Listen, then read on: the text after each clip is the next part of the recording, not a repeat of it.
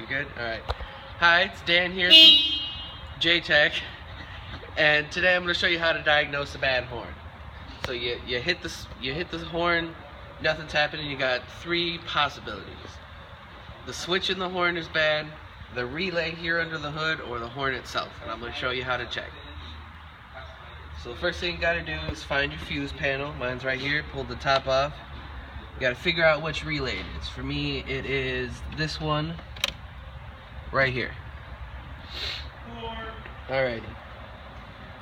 So you want to pull out your relay, and now you need a digital voltmeter right here.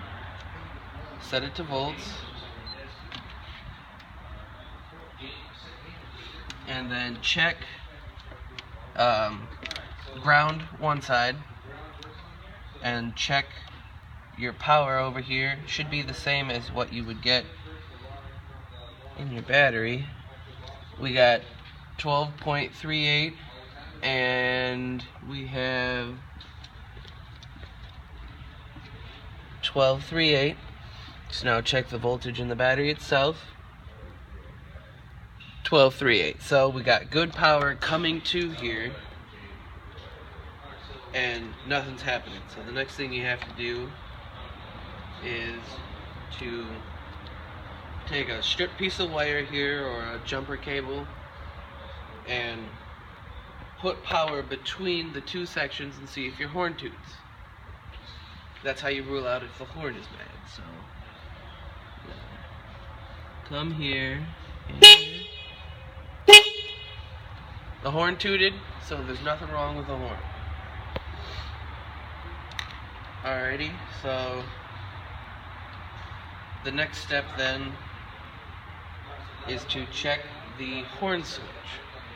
Now you have to check the horn switch by taking a test light here, and you hook one side to your power on your battery, and you put the other one in the ground piece for the relay, and you hit your switch and see if you get power flow through here. The light should come on. So I'm going to go hit the switch and watch this light to see if it doesn't come on. Yep, I hit the horn switch, the light comes on. So it tells me the horn switch, and that's good, and that would leave the bad relay. So if your relay is bad, then you should take it here, take your digital voltmeter, set it to ohms, which is how you measure the resistance, and check if we have resistance between our two smaller ports.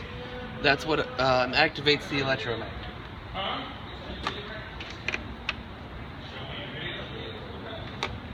Oops. Might be a little bit hard to hold. I'm getting about 88 ohms of resistance in this coil from my digital voltmeter, and I've already looked it up, and we need between 80 and 90, so it does fall within spec. But that means that there must be something wrong with the actual switch itself inside the relay. Replace the relay, put a new one in, and your horn will work. You figured out exactly what it is.